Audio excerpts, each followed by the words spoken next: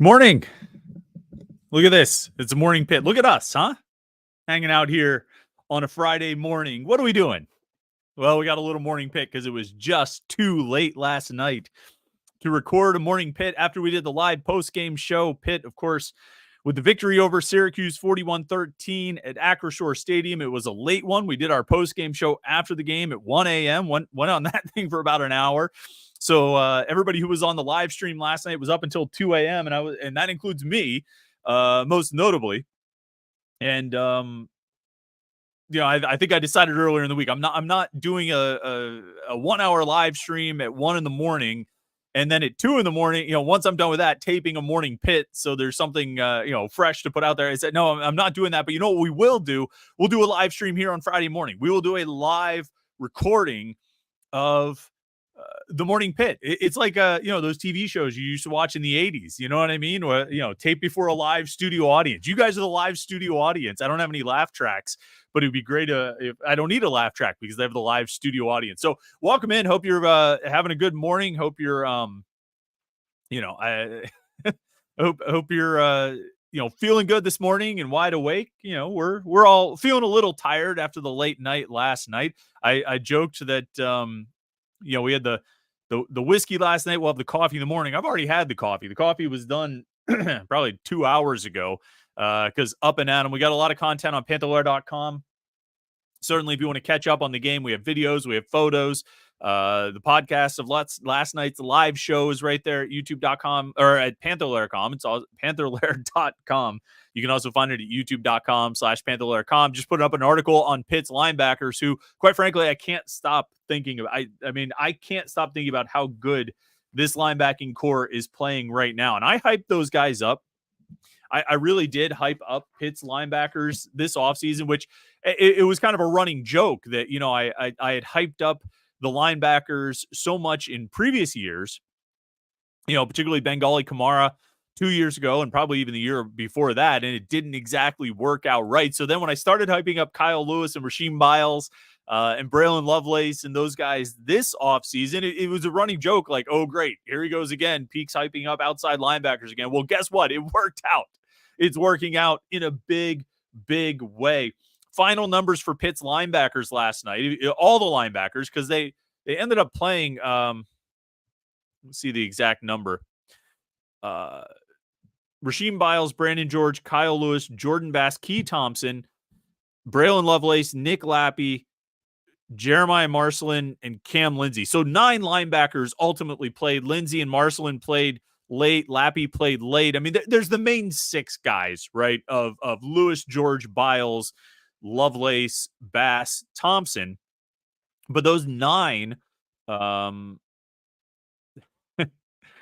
somebody named Chris P, not me commenting to myself, wants to know if there'll be a morning whiskey shot. There will not be a morning whiskey shot. It's a long day. We have a lot to do today. It's only 10 o'clock in the morning and it's a Friday. It would be a great way to start a Friday into the weekend, but we are not doing a whiskey shot. Josh Newark wants to know if we have victory balloons. Are the victory balloons the peace signs? Nope, that was the confetti. Double thumbs up. Is that no? That's the fireworks. Single peace sign. Is that the balloons? There it is. There's the balloons. Victory balloons on a Friday morning. No, the linebackers. 9 linebackers played last night. Combined total for those guys, and really most of these stats were recorded by the 6 main guys. But 41 tackles, 5.5 tackles for loss, 2 sacks, 4 interceptions, 3 touchdowns. Pitt's linebackers are playing at such a high level right now. Like, one thing I keep coming back to with this team and things that we say about this team, they're now 7 games into the season. There's no more, to me, there's no more concerns about sample size. I'm going to be on a soapbox about rankings in the 3-2-1 column, which we'll have later today because I'm still writing it. And then probably, on the morning pit next week, and whenever we see what the rankings actually are. But at this point, if you are a 7-0 team in a power conference, I think you have to be in the top 15. Like, I don't care where the rankings started. I don't care what teams started in the top 10 or started in the top 12 or started in the top 15 or top 20. I don't care where teams were ranked and how that moves up and moves down. if you are 7-0 in a power conference, like you belong in the top 15. This isn't like 3-0. Oh, they're off to a 3-0 starter, 4-0. I mean, this is 7-0. You are past the halfway point of the season. And if you've gotten past the halfway point of the season, you have not lost a game yet, and you're playing in a power conference, you should be in the top 15. I don't care if Alabama beats Missouri tomorrow, and I'm not entirely convinced that they will. There should not be a 2-loss team ranked ahead of an undefeated power conference team after 7 games. There just should. I don't give a damn about the SEC. I don't care about who Alabama is or what they've done. They've lost 2 games. They have lost 2 games. And if there's a team from a power conference that is undefeated after 7, they should be in the top 15. And I'll say this about anybody. Like I'll say it about Indiana. I'll say it about Iowa State. I'll say it about Boise. I don't care who it is. Or not Boise, because Boise's not undefeated. Where's my notepad that had... Oh, Boise's just ranked ahead of Pitt. That's all. But I mean, Boise State, Ole Miss, Alabama, Kansas State, A&M. Like any of these teams get to 2 losses, they should not be ranked ahead of Pitt when the polls come out on Sunday. Or ranked ahead of any power conference team with a 7-0 record. It's really, really hard to go undefeated. Really hard. I think it's probably one of the things we overlook or underrate the most when we talk about football in particular, because they play 12 games in the regular season in college, 17 in the NFL. It's really hard to go undefeated. It's really hard to go 12 games and week in, week out, not make that crucial mistake that costs you a game. It's hard. It's hard to do unless you have the elite of the elite tip of the spear talent. And even if you do have the elite of the elite tip of the spear talent, it's hard to do. And so if you get to this point in the season where you're past halfway and you're 7-0 and you're in a power conference, like we're not talking about, I don't want to disparage anybody. I don't want to disparage Army or Navy, because if they get to 7-0, they should be in the top 15 too, particularly Navy if they beat Notre Dame here. Josh Newark says 7-0 Iowa would be top 10. Jay Frank says if Pitt changed its name to insert Big Ten team, we'd be number 5 at worst. You're right. You're right. If Pitt was in the SEC or the Big Ten and they were 7-0, they would be a top 10 team. And that's not because, they're just playing a much more difficult schedule. No, man. It's not because they're beating up on Rutgers and Maryland and USC. It'd be because, they're in the Big Ten and SEC. They must be good. Well, no. Because if you get to this point and you've lost 2 games, you don't belong to be ranked. You don't deserve to be ranked ahead of a power conference team that's 7-0. Now, maybe Alabama hosts Missouri and loses that game. I could absolutely see that. And then you've got to drop them. Maybe A&M loses to LSU and you have to drop them a few more spots. There's no reason to keep it out. And you can say, I don't care. Their wins aren't impressive. Who have they beat? I don't care who they beat. The fact is they haven't lost. Look, we're getting all fired up. It's only 10:09. We're only 10 minutes into this thing. I started off talking about the linebackers and got distracted. So it's this whole idea of sample size is how I got off on that rant there. And I don't think any Pitt fans are disagreeing with me on that particular rant. But it's about sample size. And I think where we're now 7 games into the season, there's a lot of things you can make a conclusive argument about, or argument for, or decision about, or declaration. And one of them is that this is the best group of linebackers Pat Narduzzi has had at Pitt. Period, point blank. I think it absolutely is the best group of linebackers. There has not been a group of linebackers that has played better than this one has this season at any point over the last 10 years. And you probably could go back further than that. You might need to go back to the days of Scott McKillop and Clint Sessions. Shout out Dave Wanstead. Or HB Blades. And who knows there? If you even had the full collection, Scott McKillop was awesome, but was the whole group as good as this group is right now? And who knows? Maybe, maybe you can make a case Travassier Dennis is still the best linebacker of the Narduzzi era. I think Kyle Lewis and Rasheem Biles are kind of Godfather 1 and Godfather 2. One of them is the best linebacker of the Narduzzi era. We're just not sure which one. But I mean, I think those guys are making a legitimate case to maybe compete with Dennis for that title as best linebacker of the Narduzzi era. But I think the group as a whole, I don't think there's any competition. I don't think there's any discussion to be had. I don't think there's been another group of linebackers that's been as good and as productive and as impactful and as explosive. There hasn't been another group of linebackers that makes plays like this. Pitt's linebackers have scored 4 touchdowns this season. When I hold up the 4, it should well, no, you know what? You know what the new I should be able to do this on the live stream and have like a shark appear and bite my head or something. These guys have scored 4 defensive. Well, I shouldn't say defense. These guys have scored 4 touchdowns. Obviously, the 3 pick sixes last night, and then Brandon George returning the punt block against West Virginia. Full season stats just of the top 6 linebackers: Lewis, Biles, George, Thompson, Lovelace, Bass. Top 6 linebackers, full season stats through 7 games: 217 tackles, 29 tackles for loss, 10.5 sacks, 6 interceptions, 4 touchdowns. That is unbelievable. And look, these things are fresh in my mind because literally like the minute, I mean, it was like 9:59. And actually the clock had ticked over to 10 o'clock when I pushed publish on an article about the linebackers, about the Sharks. It's on the front page of Panther-Lair.com right now.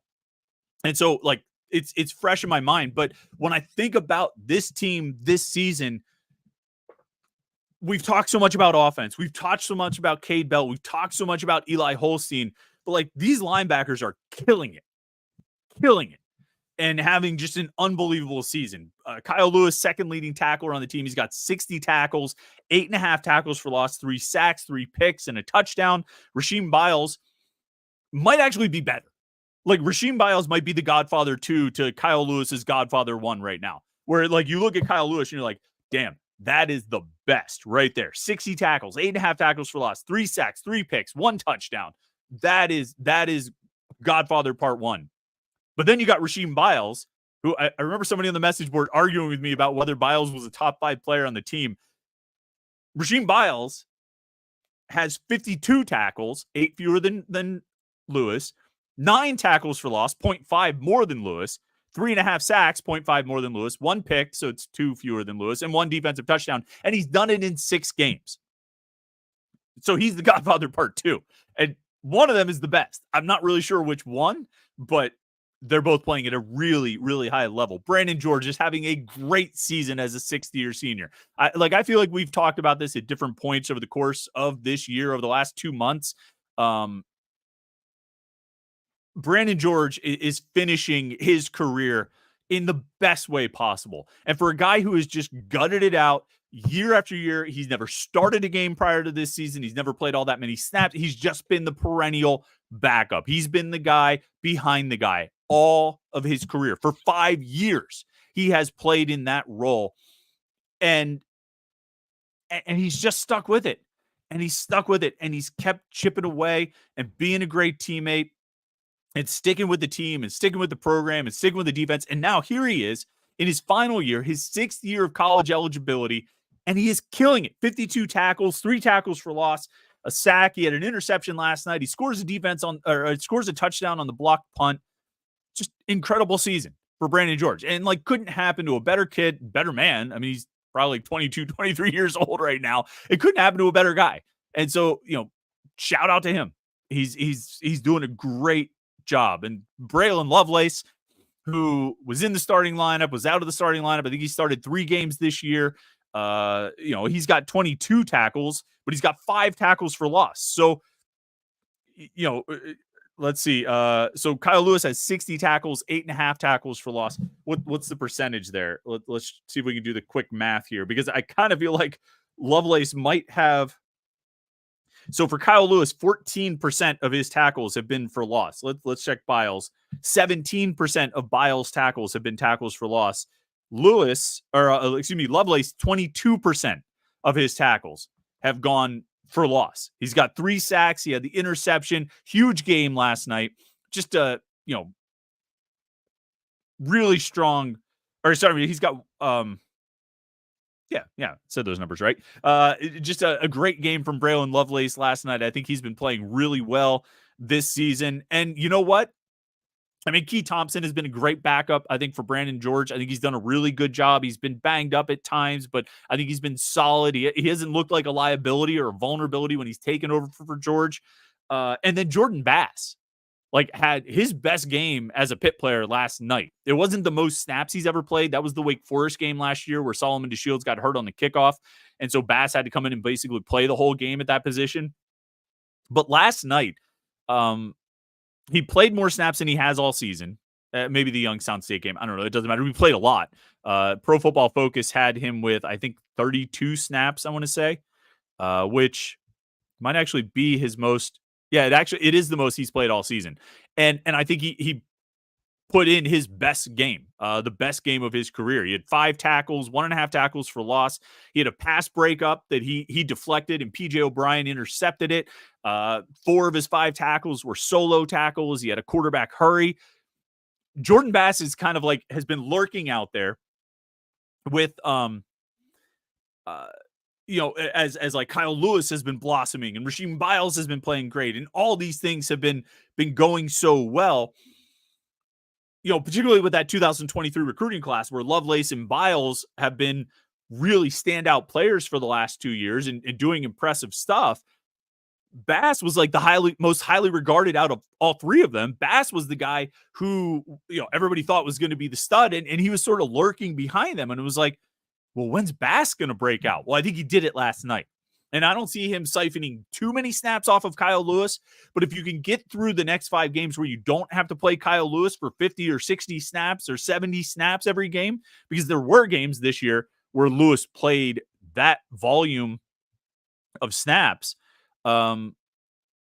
Lewis played 74 snaps at Cincinnati, since 78 against West Virginia, 72 at Carolina, 79 against Cal. He only played 60 snaps last night. If you can keep him in the 60s or mid to high 50s, and again, you don't want to take Kyle Lewis off the field very often, but if you can keep his snaps in a reasonable level, that's just going to keep him fresher, and that's going to be better for the team. And I think Jordan Bass's development and his progression and his emergence is what enables you to give Kyle Lewis a little bit more rest. If Jordan Bass can play going forward like he did last night, then they can do that. And then you've got a legitimate 2 deep. You've got 6 guys you can put out there who can all make plays, who are explosive, athletic, impactful playmakers, which again, bringing it full circle, they have not had in 10 years under Pat Narduzzi. They have not had a linebacking core like this one. It's pretty fun when you're sitting here on a Friday morning, the team, you cover, or the team I cover that we all follow, that you guys are fans of. I mean, they played last night. The game's over. We have the whole weekend to just sort of talk about how this team is 7-0, how they killed it on defense, and are just off to an incredible start. It's an interesting place to be, and it's pretty fun. Listen, let's get into some super chats here. We got a lot of comments here. Everybody's really chiming in, got a lot of things to say, and I appreciate it. You can put your comments right over there in the chat screen. There are a lot of comments and questions in there already. We'll read as many as we can, answer as many questions as we can. I don't know how long we'll go today. Usually the morning pit is 20 minutes, and right now it just clicked over to 10:20. So I guess we're done. No, just kidding. We'll go for an hour or so, because why wouldn't we? But listen, there's already a lot of comments and questions over there. If you want to make sure we read your comment or answer your question, you can be a super chatter. Click the little $sign down there. Kick a couple bucks to the podcast. We appreciate that. And we will make sure to read your comment or answer your question. Ken Lewandowski was our first super chatter. Says, this is not your grandfather's pit. New definition of pitting is to win a game in a different way every time. Yeah, I hate the pitting thing, Ken, but to your point, you just go week by week. And we talked about this last night. You go week by week and look at the ways this Pitt team has found to win games. Kent State, whatever happened. I mean, that game was probably competitive for a little bit longer than anybody expected it to be, but they end up winning, and it's fine. They go to Cincinnati. They're down by 3 touchdowns with 20 minutes left to play. That game was over. Done. And like, before we go through this game by game, take yourself back if you can. and try to remember what you were thinking when Pitt was down by 21 points with 5 minutes left to go in the third quarter. I think we were preparing postmortems on the season, right? I mean, I think we were preparing for trying to figure out scenarios of how they could get to 6 wins, how they could possibly sneak bowl eligibility out of this what was likely to be a horrendous start. I mean, it was done, toast, over. And then it wasn't. West Virginia, 10 points, down 10 in the final 5 minutes. They come back and pull it off. Youngstown State, they just crush them, took care of business there. Carolina found a new way to win, where every time Carolina scored, Pitt had an answer. Pitt had a response. They never let Carolina really take control of the game. Pitt didn't blow them out. Even though they won by 10, it wasn't really a blowout. It was, they kept Carolina at arm's length and got their first win ever in Chapel Hill. Cal, offense goes into a hole. Offense struggles. Defense steps up, holds the team to 15 points. And so everybody who spent the month of September worrying about the defense, now they just got a win where they held a team to 15 points. And then they go into the Syracuse game. Offense doesn't really improve, although I think there were spots where they looked better than they did in the Cal game. And the defense comes out with just an incredible performance. And there was a question in here. I said it last night. I mean, honestly, and it was very different. But if you ask me for the best defensive performances of the 20 years that I've covered Pitt football, there's the 13-9 game.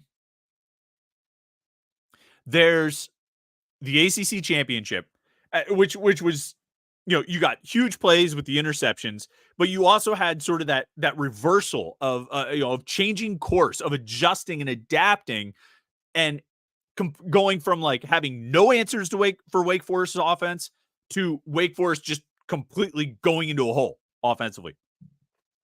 So there's that game, and then there's this, and I'm not so sure that this doesn't rank higher than the Wake Forest game.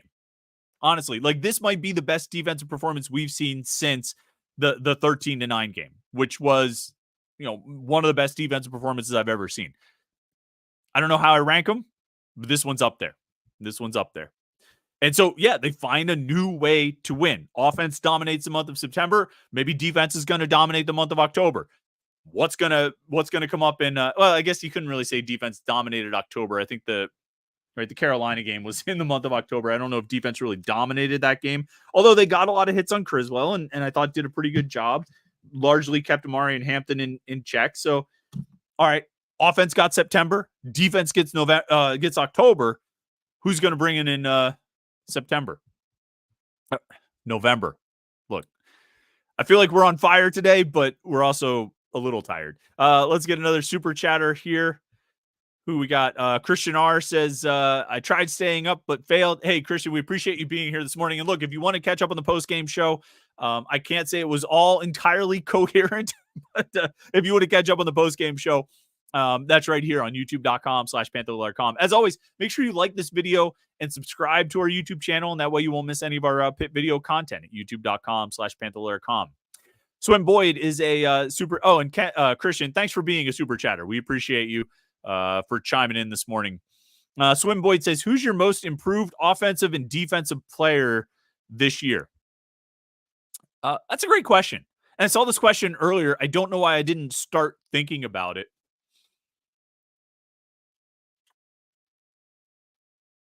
Defensively, honestly, I might pick Brandon George as the most improved defensive player. And has he been Pitt's best defensive player? No. I mean, Lewis and Biles are going to stake a claim to that, as you would expect. But, those guys, it's well, how much did they improve? I don't know. We didn't really see them before. We've seen Brandon George before. We've seen Brandon George over the years, just be a backup and not really make that much of an impact. All those things that I just talked about how he's having the best year of his career, I think he might be the most improved player on defense. I think I might have to give it to him. Offensively, I don't know. Like, I don't know. I mean, offensively, it's so tough because there's so many transfers being relied on. I mean, you have a transfer at quarterback, running back, to one of the starting wide receiver positions. Your starting center is a transfer. I don't know who the most improved player on offense is. Like, do you mean from the beginning of the season until now, or are you thinking about from last year until now? I don't know. It's hard because the offense hasn't been great the last 2 games. So when you start thinking about like who's playing well on offense, it's a little bit tougher to. I don't know. BJ Williams, because he was the Ed Conway Award winner in the spring. I'm not sure though. I'd have to think about that for a little bit. Angry Marsupial is a super chatter, and we appreciate you. Says Syracuse ran the same defensive scheme as Cal, dropped 7 and 8, make Pitt grind. The offense didn't get enough opportunities to see adjustments, but Eli was 6 of 6 with a touchdown in the second half. Yeah, it's funny. Like I think your main takeaway is Pitt's offense really struggled. They didn't play well 2 games in a row. Eli Holstein finished the game 11 of 15 for 108 yards and 2 touchdowns. Not terrible. Not great. Yeah, I think there were a lot of plays that you looked at and said, boy, he could have played better there. He could have made a better play or made a better decision. The play that he got intercepted that ended up getting called back on a roughing the passer penalty. I mean, he just held on to the ball too long. You got to have that internal clock, and you've got to get rid of the ball or take off and run. And I know he got hurt and ended up having to leave the game on a play where he ran a designed run play. But you've got to make quicker decisions. You've got to make better decisions, and maybe part of it is adjustments. Like you said. But yeah, if there is a formula, if there's something Cal did that Syracuse is able to replicate and felt good about, SMU is probably going to try and do the same thing, right? And Virginia and Clemson, Louisville and Boston College will all try to do the same thing until Pitt shows that they have a way to combat it. Until Eli Holstein shows that he can react to it, that he can respond to it, that he can take advantage of it, that he can take what the defense is giving them. Because again, if they're dropping into coverage like that, there are going to be opportunities. Desmond Reed didn't get targeted on a pass last night. I know he didn't catch one. I'm pretty sure he didn't have a target. Let me just check and make sure that I'm right about that. Pretty sure I am. We'll look at Pro Football Focus. Yeah, Desmond Reed did not have a target last night. 8, 9, 10 players did, but Reed was not one of them.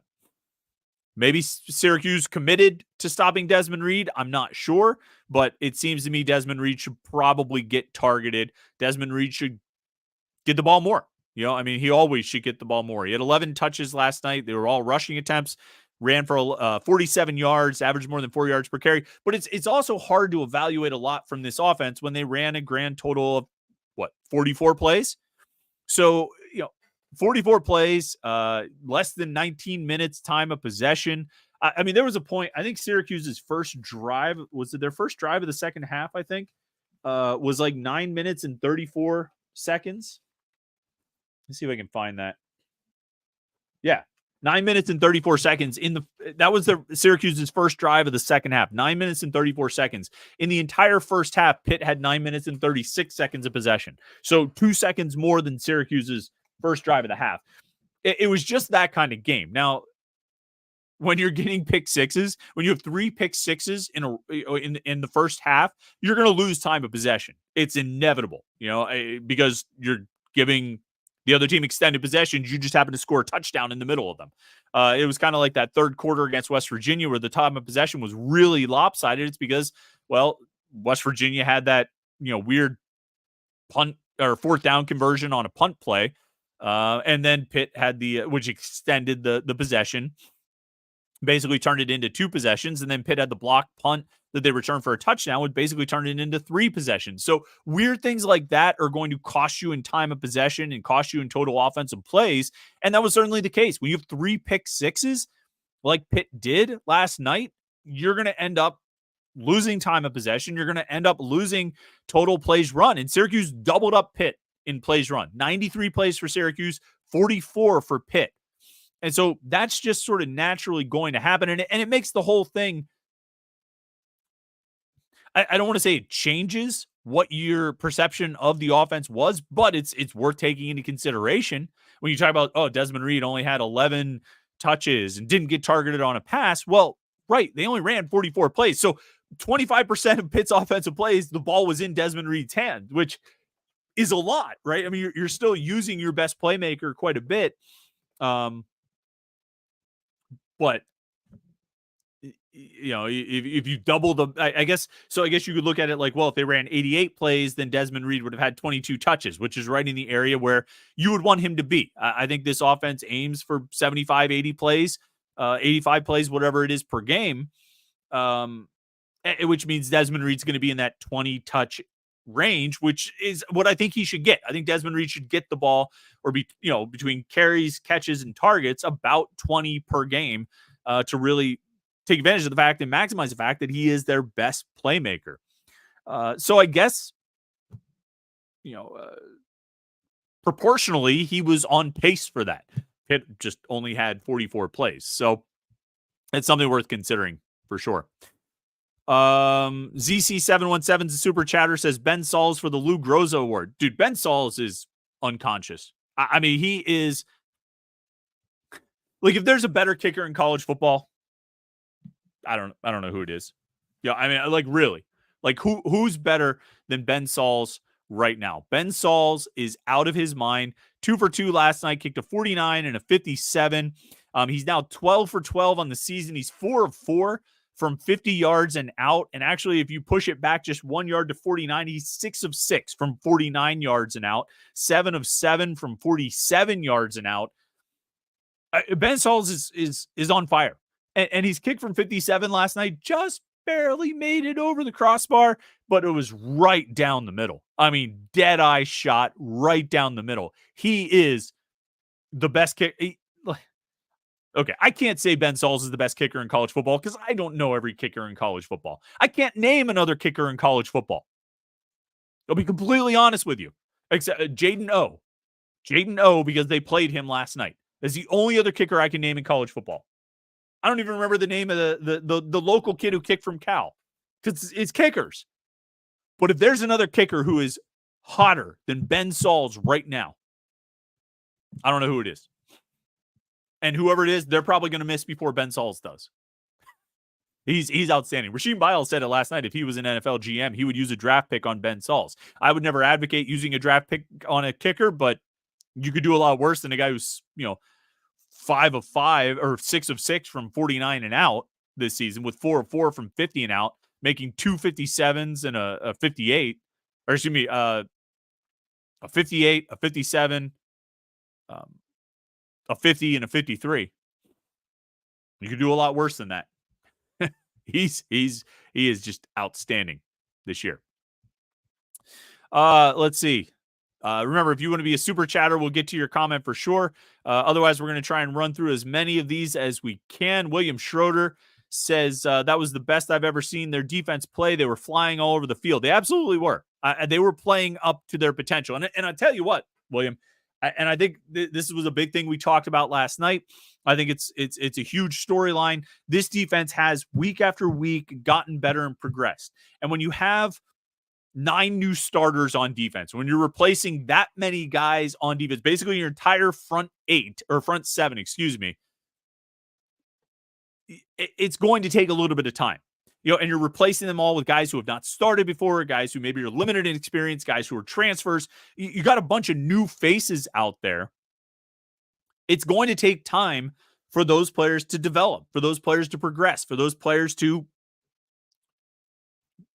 get comfortable. It does. It takes time. And you're seeing it with Eli Holstein of what happens with an inexperienced player when they're thrust into major playing time. And so there was always going to be a period of transition, I think, with this defense. What you've seen, and it's exactly what you want to see. I think the defensive line has gotten better. I think the pass rush has improved. According to Pro Football Focus, they set a season high with 26 quarterback pressures against Cal.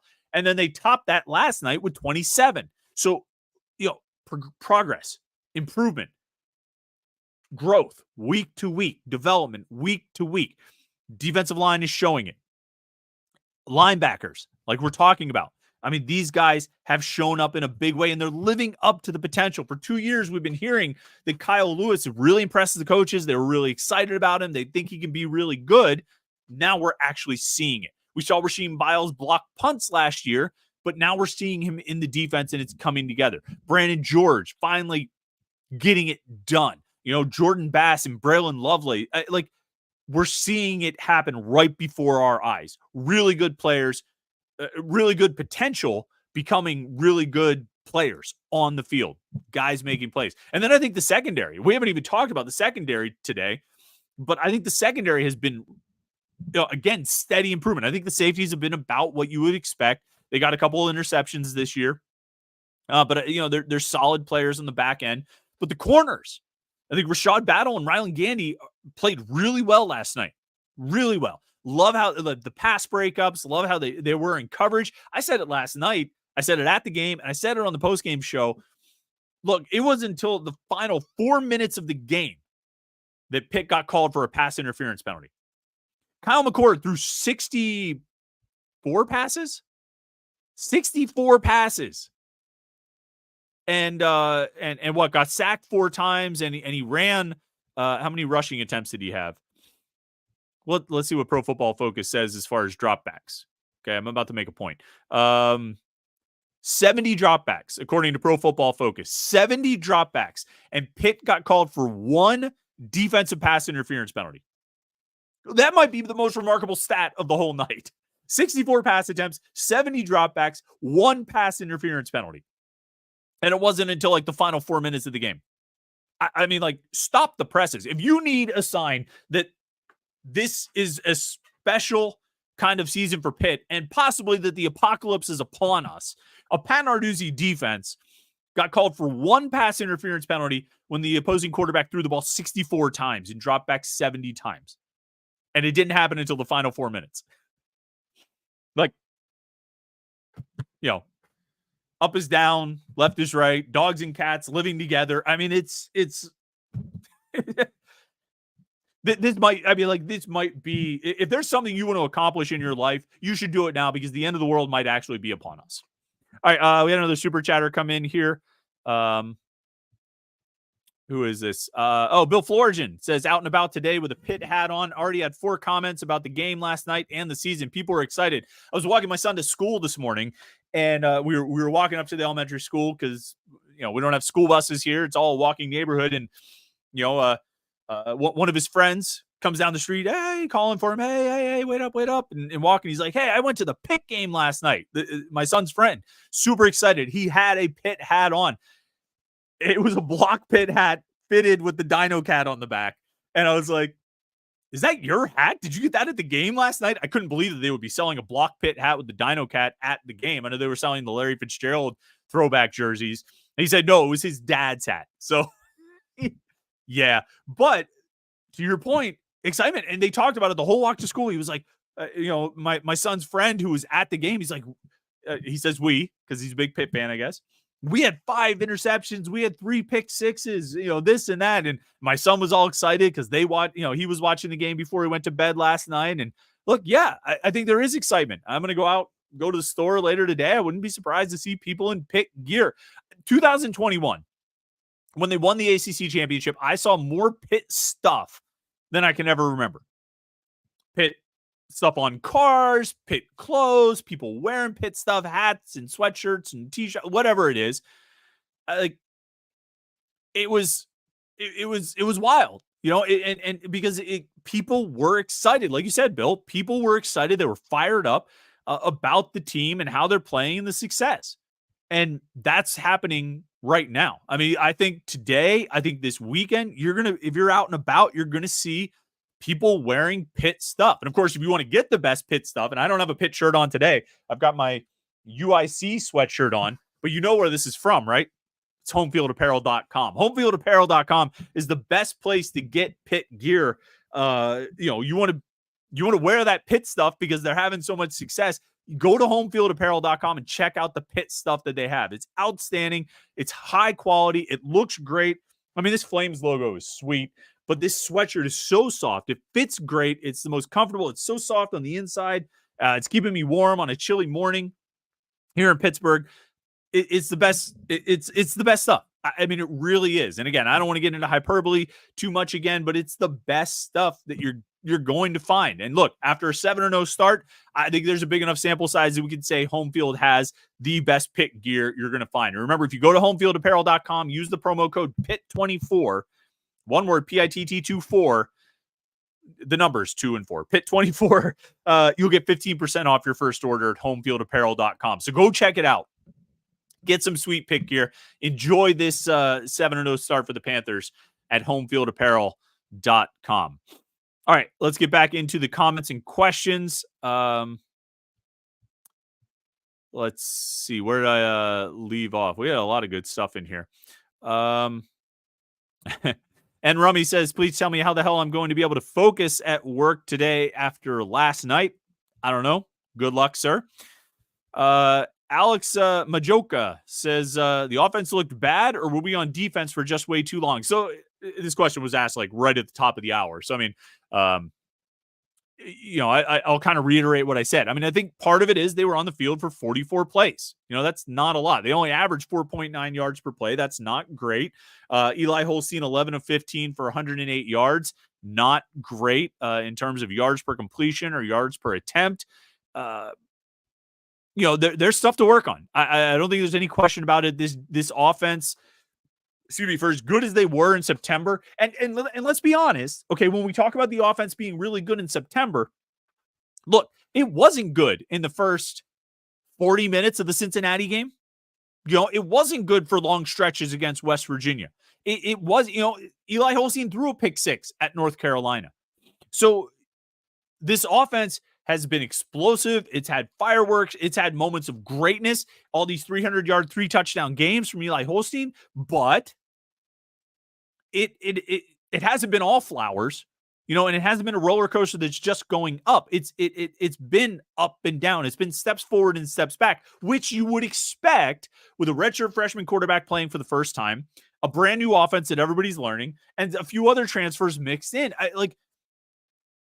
We always want, with all this stuff, with any sport, we always wanted to arrive as a finished product. We could talk about how you want to be playing your best football at the end of the season and all this stuff.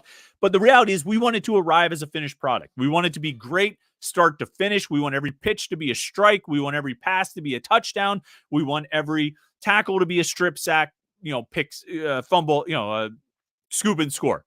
We want every shot on goal to go in. We want every 3-point attempt to fall. We want every game to be 100-0. We want that finished product.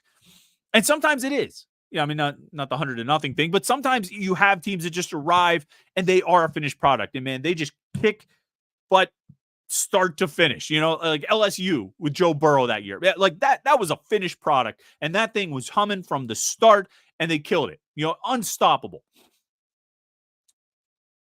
Georgia, on their back-to-back years, it arrived as more or less a finished product. But when you have a brand new offense run by a redshirt freshman quarterback playing for the first time in his career with a number of other transfers at key positions, it's going to be up and down. It's going to be back and forth. It's going to ebb and flow. And it would not shock me in the least. I would be equally unshocked if at the SMU game, Eli Holstein comes out and goes 11 of 40 for 100 yards, 1 touchdown, and 3 picks.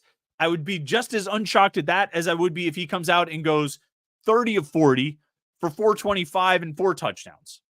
There are ebbs and flows, and chances are there'll be ups and downs in that game as well, because it's just the nature of all these elements and factors we're talking about. The thing you want most out of Pitt's defense, or Pitt's offense right now, is to learn lessons.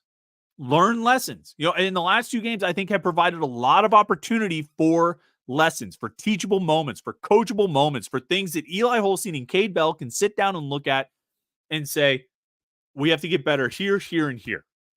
When we see this, we have to do this. When we see that, we have to do that. And even if they do something we haven't seen before, we need to have an answer ready for it. Okay? We can't force things. We need to be smart. We can't put the ball in jeopardy. We need to take what the defense gives us. And that's the lesson that they have to take from the last 2 games. That's the lesson from the Cal game. It's the lesson from the Syracuse game. And we can sort of rationalize the Syracuse game and say, well, They only ran 44 plays. That's like half of what they would typically run. They only had the ball for less than 19 minutes. I mean, it was basically like one half of football, you know? And in that half of football, they put up 200 yards and 2 touchdowns. Okay. You know, they weren't great on third down. They were 2 of 9 on third down.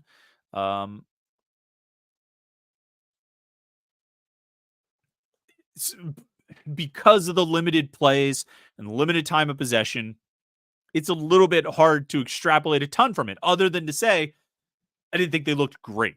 You know, like I didn't think the offense looked great. They didn't have the steps forward that I was hoping that they would show from the Cal game to the Syracuse game.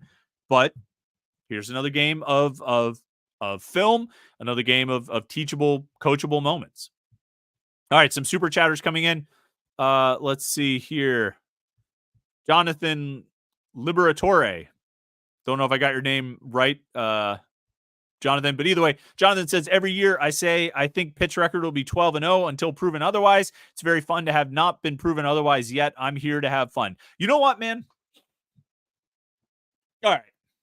This is for the message board. This is for Ken Wins. This is for everybody I pissed off yesterday when I put up a post in the afternoon. Look, I was getting stir crazy yesterday afternoon. All right. I was getting wired. I was just sitting there. I had to do that ACC PM hit with those guys on the ACC network and then get to the game. I was spending all week waiting for that game.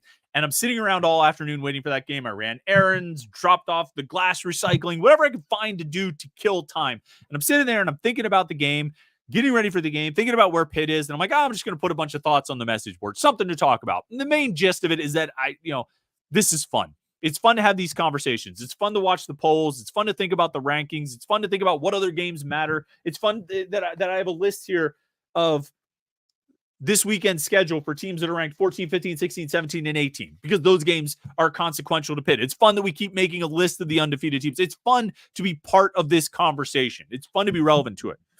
And that was the main gist of what I wanted to say on the message boards. But I started my post off by saying this. Pitt's going to lose a game this season. And boy, howdy, did I eat it over that. I took a lot of guff for it. I took a lot of flack for it, and understandably so. Probably didn't communicate that the best way. And so even though the bulk of that post was about how it's fun to see Pitt in the position they're in and maybe about some of the things that they need to do to avoid losing a game, people didn't like that I was so assured of the fact that Pitt would lose a game this season. And while I still think it's probably pretty unlikely, Jonathan and Ken Wins and everybody else, while I still think it's probably pretty unlikely that they go 12-0, there's something about this season. There's something about this team. And there's something about what they've done, what they've been able to do, what they've continued to do, and what they've done week after week. When we talk about how they've found different ways to win every week, when we talk about Cincinnati getting a disconcerting signals penalty that converts a fourth down for Pitt. When we talk about a guy who has not had a single pass thrown to him all season, and he goes down in the corner of the end zone and catches in triple coverage for a touchdown to help the comeback against West Virginia. When we talk about Cal with curious 2-point decisions and missing a 40-yard field goal. When we talk about Brandon George laying on the ground and the ball falls to him and he has the presence of mind to not just catch it, but lift his hands off the ground to make sure the ball doesn't hit the ground. When we talk about all these things, these are the kinds of things that happen in a special season. These are the things, the kind of thing that happen in a charmed season, in a magical season, or a season that could end up being magical. Because unless you are LSU with Joe Burrow that year, or Georgia the last couple of seasons, unless you are that sort of tip of the spear type of team, you're going to need plays like that. And I got to stop using the word luck, because I feel like it's sort of disrespectful to what these players have done, because these players are playing great. All that stuff that I talked about the linebackers at the beginning of the show and how great they've been, it's disrespectful to their performances to talk about luck. But the reality is, if you're going to keep winning and if you're going to be undefeated, and I think even to get to 7-0 for most teams, you're going to have a little bit of luck along the way. And that just doesn't happen to Pitt. It just doesn't happen. until now. And now it is happening. And now they're taking advantage, because this is the other thing too. You might get luck every now and then. And there have been times in the past when Pitt has gotten luck and they haven't always taken advantage of it. They haven't always been able to capitalize when luck presented itself. They're capitalizing today. Cincinnati gives them a 4th down conversion and they score a touchdown. They hit that pass to Dejon Reynolds and they capitalize with a defensive stop and another score.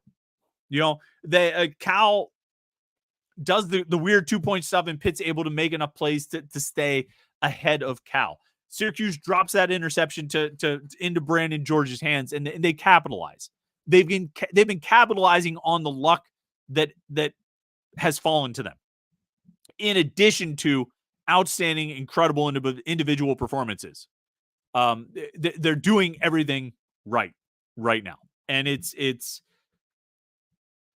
and again, coming back to the whole thing about sample size, and when you've gotten past the halfway point of the season, you've played 7 games. Like now, you can 3-0, 4-0, even 5-0. Okay, you're off to a good start to the season. 7-0, like you're building something special, something that has a chance to be really special, and maybe even magical. Josh Newark, super chatter, so I'm reading it, says, can you ask EJ how the home playoff game tickets will be allocated? Need to start planning now. Shout out to you, Josh, man. I love it that so a comment like that, right? Like, you could get it in a couple ways. They open the season with Youngstown State and they score 70. Hey, how do you get the home playoff tickets? And it's like a funny joke. Ha ha ha. Like we'll overreact to it, that kind of stuff. Like last year with the exhibition game, the Pitt basketball exhibition game against UPJ. We're not going to overreact to it. Okay, we're definitely going to overreact to it. But then this situation's a little bit different, because I referenced this last night. Let me see if I can find it. Is it Kelly Ratings? Crap. I can't remember. There's a Twitter account that's shoot. I wonder if I can find the tweet that I would have retweeted. There's a Twitter account that tweets out like college football analytics and stats and data and stuff like that. And they tweet out the number of wins a team would need to get to secure an at-large bid. And they kind of go team by team. I'm scrolling through. Could have sworn I would have retweeted it, but looks like maybe I didn't. Oh, well, the number yesterday, prior to yesterday's game, was 4. That Pitt would need to win at least 4 more games to be, realistically in the at-large conversation, a conversation for an at-large college football playoff bid. I think the idea being like, okay, you have this group of teams, assuming they don't win their conference to get the automatic bid, what's the minimum number of extra wins they would need to add in order to, be legitimately considered for an at-large spot? And for Pitt, prior to yesterday's game, the number was 4. Presumably that number is now 3. So I think it's one of the cool things about this. I mean, one of the best things about right now is that Pitt is legitimately in this conversation. Pitt is legitimately being considered this way and looked at this way. And Pitt is being considered. It's like I said in that ill-fated post on the message boards yesterday. Like, there are national games that have consequences for Pitt, and Pitt's games have consequences nationally. Like, it's been a while since we could say that. It's been a while since Pitt's games have been relevant on the national scale, because even the 2021, they already had the Western Michigan loss, and when they started to become potentially relevant nationally as far as their games having consequences nationally for the playoffs or whatever, they lost the Miami game and pretty much effectively ended any hope of being involved in that discussion about the college football playoffs. And so even that year, they weren't really, like, their games weren't really, I don't want to say not relevant nationally. They were relevant in the ACC race, but their games were not of consequence. Nobody was really watching Pitt games because it was going to affect how their team, or other teams would be impacted, or outside of maybe in the rankings or the polls. Now, Pitt's games are relevant. And like I said right off the bat, at 7-0 in a power conference, Pitt should be in the top 15 when the polls come out, when the next rankings come out. There's no excuse for them to not be in the top 15. I don't care if all 5 teams ranked ahead of them win. There's no reason a 2-loss team should be ahead of an undefeated team from a power conference. None. I don't want to hear anything about strength of schedule. I don't want to hear anything about quality opponents. I don't want to hear anything about any of it. Like, I'm starting up on the rant that we start. I'm coming back to the rant that we started with, but I don't want to hear about any of that, because if you've gotten to 7-0, like, it's not about strength of schedule anymore. It's about you're a team that has avoided loss in more than half of your games so far this season. You've played more than half of your schedule and you've avoided losing every time. And a team that has 2 losses has failed to do that. A team that's 5-2 and you're 7-0, you should be ranked ahead of them. And if you're not, it's simply because of the name of the conference. Period. Okay? And we're taking, and rankings are inherently subjective, but we're removing any object, or I shouldn't say object, any element of objectivity if you continue to rank a 2-loss team ahead of an undefeated power conference team. All right. Let's get back into comments and questions. ZC717 says, if this Pitt defense is turning the corner, look out. Yeah. I mean, they're not going to have 5 interceptions and 3 pick sixes every night, but with the pass rush continuing to improve, the play of the linebackers, really solid secondary, like, this defense is rounding into form and looking pretty dangerous. Josh Newark says Pitt's last sack last night was a result of McCord getting hit and pressured repeatedly as he just tripped over his own feet. He did. They got a team sack. One of the 4 sacks was a team sack because McCord just fell down. He didn't do anything, or Pitt didn't do anything. They rushed a little bit. They were still blitzing late into the game, but McCord just fell down. And that's what happens when you keep hitting a guy. And I think you saw with Jacoby Criswell too. I mean, he was holding his ribs. I think Fernando Mendoza, you saw it too. He played pretty tough. I think both of those guys, Criswell and Mendoza, were tough, but they were hearing footsteps by the end because Pitt's pass rush was getting after them.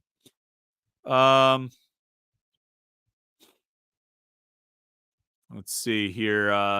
And Rummy says, shout out to Junko for another good performance. Yeah, Caleb Junko. Pretty solid punting job last night. Let's see if we can find the stats. Special teams. Caleb Junko averaged 44.8 yards on his punts. He had a long of 51, put 2 of them inside the 20. Yeah, solid job. Solid job. He wasn't a weakness or a vulnerability. Didn't give Syracuse great field position. Made them work for it. Let's see. ZC717 says it's only fitting that on a Thursday night in prime time for a city that's known for hard-hitting defense, the Pitt defense delivers an outstanding performance. Syracuse had net 6 yards rushing. Yeah, that's right. Syracuse finished with 6 net rushing yards. They had 46 lost rushing yards on sacks. But even if you add that in, like LaQuint Allen, 15 carries for 32 yards, 2.1 yards per carry. Dan friggin' Villari, 2 carries for 4 yards. And a touchdown, of course. Yassine Willis, former Pitt commit, 3 carries, 2 yards. So you look at their running backs, Allen and Willis, that's 18 carries for 34 yards. That's less than 2 yards per carry. No running game for Syracuse. Now, they've been a pass-heavy team. I mean, this team has been led by Kyle McCord in the passing game all season, but no running game whatsoever. If they wanted to try to balance it out, and I think after the pick 6, they ran the ball. They gave the ball to Allen twice. He ran for 6 and for 4. And then they threw again on their next first down. They handed it off to Allen. They threw incomplete on their next first down. They handed it off to Allen. He got 0. And then the 3rd and 10 from the Pitt 35 was the pass that Brandon George intercepted. So they tried. They're like, maybe we should go to the run a little bit. But then they just went away from it altogether. Only 18 carries for their 2 running backs. I don't know why they didn't try to run. Well, no, actually, I do know why they didn't try to run more, because Pitt was shutting it down. The Loyal Sons say we should take a shot. We are not doing that, sir. They say we just had 3 pick sixes. You can get a little day drunk. I mean, that'd be a lot of fun, but I got a lot to do. And I mean, I only slept like 4. I mean, I just did a shot like 10 hours ago, guys. like literally like 10, like a little bit less than 10 hours ago, I did a shot of whiskey and drank a beer. We're going to put that one off. We'll hold off on that, boys. But I appreciate you chiming in. Always love to see the loyal sons here on the live stream. Chris Gates, our good friend Chris Gates says, listening to this while painting room for my daughter, running on 4 hours sleep, but the energy from that win is giving me life. H2P won an electric game last night. Yeah, it sure was. No question about that. I think we're all running on short sleep, but I think we'll get through it. David Reed says, is Rodney Hammond in the doghouse? Thought he would get some runs last night, but did not see him much. Rodney Hammond, I don't think he's in the doghouse, but he, let's get a snap count on him before we talk about it. Played 13 snaps. Like everything we look at in terms of numbers from last night offensively has to be couched with the caveat that they only ran 44 offensive plays. They only ran 44 offensive plays. And so, like, David, you talk about Rodney Hammond being in the doghouse. I don't think so. I think there's a couple factors. One, they ran 44 offensive plays. So everybody's snap counts are going to be low. I mean, like, according to Pro Football Focus, the only guys who played every snap were B.J. Williams, Ryan Baer, and Lyndon Cooper. Holstein, Gavin Bartholomew, Jacoby, Ryan, or Kanate Mumfield, like these guys were in the 30s. Desmond Reed played 29 snaps. Raphael Williams played 29 snaps. Everything is about volume from that game last night because they just didn't run that many plays. They just didn't have that many offensive opportunities. The other thing, though, like, is Rodney Hammond in the doghouse? I don't think so. I'm not sure. But one thing I am sure of is Desmond Reed is this team's best playmaker. He's their best offensive weapon. I think we were all excited that Rodney Hammond was coming back. I thought it'd be a nice boost. But Reed is the guy. And if you're playing limited snaps, if you're having like less success on offense, so you're not having as many offensive plays, like Reed is going to be the guy who's out there more often than not. And I think that's the way you would want it. I don't know if I don't think Derek Davis is in the doghouse or Daniel Carter's in the doghouse or whatever. It's Desmond Reed's the number one guy. And so pick one of the receivers down the depth chart. Are they in the doghouse? No, it's just Kanate Mumfield, Raphael Williams, and Kenny Johnson are the number one guys. And so they're going to play the most snaps. And I don't think it's about the doghouse as much as about Reed's the best. Reed is the best that they have. And, he's going to play the bulk of the snaps in most games. And in a game like last night where they had limited snaps, it's going to be even more, it's going to look more lopsided. Let's see.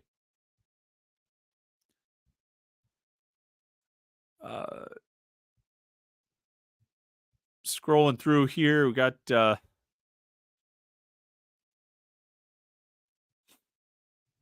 here's a good one. Isaac Steinkamp says, as we were talking about like rankings and polls and where Pitt is and where they should be, and an undefeated non-conference team and all of that.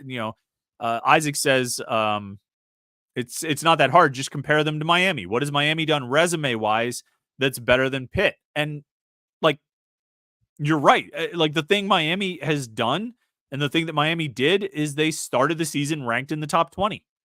And so as they've won, they've climbed up and up and up. And now here they are. They're 6-0, 7-0. They're 7-0. They're ranked number 6 in the country because they started off the season ranked in the top 20. And so they've climbed. Indiana, I think appropriately is ranked inside the top 15 at 7-0. That's what they should be. BYU, ditto. They're ranked 11. That's about what they should be. For Pitt, it's been a slow climb, but I think it's got to keep going. I think they have to keep climbing, and I think they will. Let's see. Day says we could really make a push for the playoffs. I think we got a shot at beating Clemson, not going to lie. Look, at this point with what this team has shown you all year, after playing 7 games and winning every single one, you should believe they have a shot at beating everybody. Because they do. Yeah, I mean, they legitimately do have a shot at beating everybody. It's because so far they have beaten everybody. Now, there's no question that this final half of the season, this second half of the schedule is more difficult than the first half. Syracuse didn't really look like it, but SMU, Clemson, Louisville, these are going to be the toughest games on Pitt's schedule this season. And so the real challenges are coming up, but I'm past the point of saying, well, we'll see what happens when this team gets tested. Because again, just to get to 7-0, you're passing tests. You're passing tests just to get to this point. And they've passed every test so far. So SMU is going to be a huge challenge down there. And we'll find out probably tomorrow night, maybe Sunday morning, what time that game is going to be. I would hope for a noon game. I wouldn't be surprised. I mean, if SMU beats Duke, they're at Duke, I think tomorrow night. I think they're the 8:00 game. So they might not even announce that until after that SMU Duke game. But if they win, I wouldn't be surprised to see that game in prime time. And I wouldn't be surprised if it's a potential college game day game. And I know there was there's conversation in the chat over here. Some people saying, well, I don't want SMU to have anything else to be hyped about or, increase anything for that game. But look, if you have, a one-loss team and an undefeated team, both teams ranked in the top 20, potentially, Pitt potentially ranked in the top 15, that seems like a good option for a college game day visit, particularly to a school. I don't think they've been to SMU before. Seems like a good option.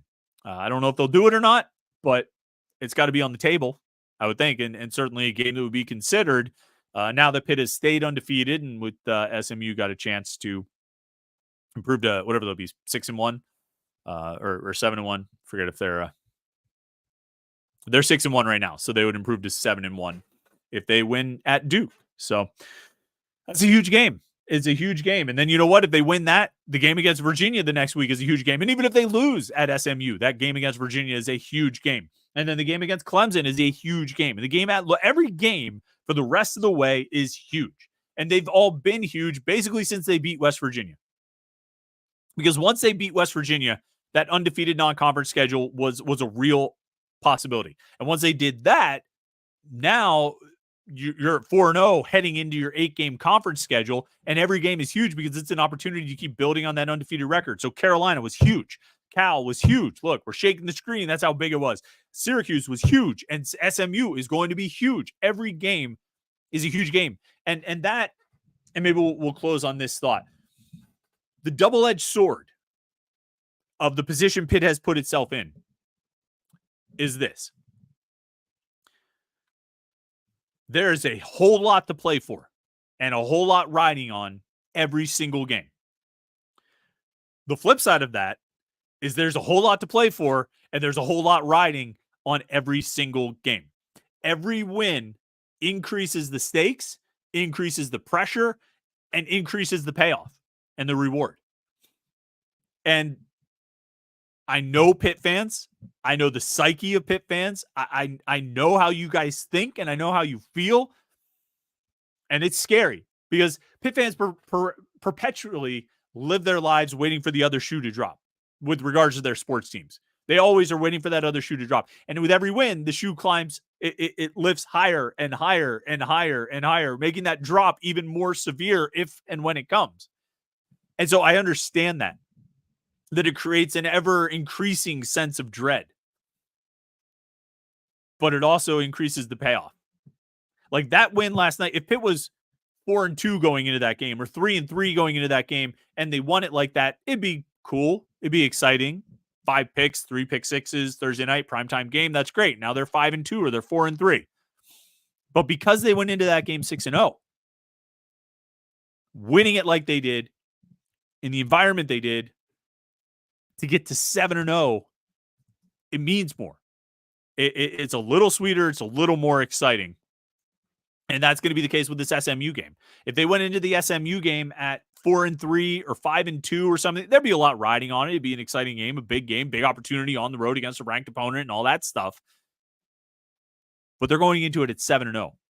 They have a whole lot more riding on it. It's like gambling. The more money you put on that hand, boy, the more you've got to lose and the more pressure there is and the more anxiety you're probably feeling. But if you hit it, if you win, the payoff is that much greater. And Pitt keeps putting itself in position for that payoff to keep increasing and becoming all that much greater. It's pretty exciting. It's pretty exciting. And you get to spend, like I said, the whole weekend just basking in it. So enjoy it, Pitt fans. It's been fun. It was fun doing the live show last night, 10 hours ago. It's fun doing this little live taping in the Morning Pitt. I really appreciate everybody who tuned in this morning. I appreciate everybody who tuned in at 1 a.m. and I appreciate everybody who came back again at 10 a.m. for the live Morning Pitt. It's a lot of fun. It's certainly fun to do these things after wins. And now, like I say, we get to, you guys get to just bask in this for the whole weekend. I get to sit around, me and Jim get to sit around writing about it for the whole weekend. And come Monday, Pitt's going to be 7-0, should be ranked in the top 15 and heading into a big time ranked matchup at SMU. This is why you follow sports, for your team to win and be in games that matter. And every game matters right now. It really does. All right. Don't forget to like this video and subscribe. YouTube.com/Panther-Lair.com. And then head over to Panther-Lair.com. Panther-Lair.com. Pittsburgh.rivals.com. Oh, yes. Don't forget to watch volleyball tonight. The Pitt volleyball team has not lost since Olivia Babcock appeared on the Morning Pitt. I'm going to keep pointing that out because I think it's awesome and a lot of fun. But they are taking on Louisville tonight at the Peterson Event Center, 7 p.m. It'll be on the ACC. It'll be streamed, ACC Network Extra or whatever. So you'll be able to watch it. Huge one for the Pitt volleyball team. Looking forward to that. It's going to be a lot of fun for sure. We'll be keeping an eye on that. Stay tuned. Panther-Lair.com for all the coverage. Panther-Lair.com. Pittsburgh.rivals.com. Make sure you like this video and subscribe. YouTube.com/Panther-Lair.com for all of our Pitt video content. We won't have any video content over the weekend, but we'll be back with you on Monday morning for another Morning Pitt. So enjoy the weekend. Like and subscribe. Have a good one, Pitt fans. Enjoy it. We'll talk to you Monday morning for the Morning Pitt right here. YouTube.com/Panther-Lair.com.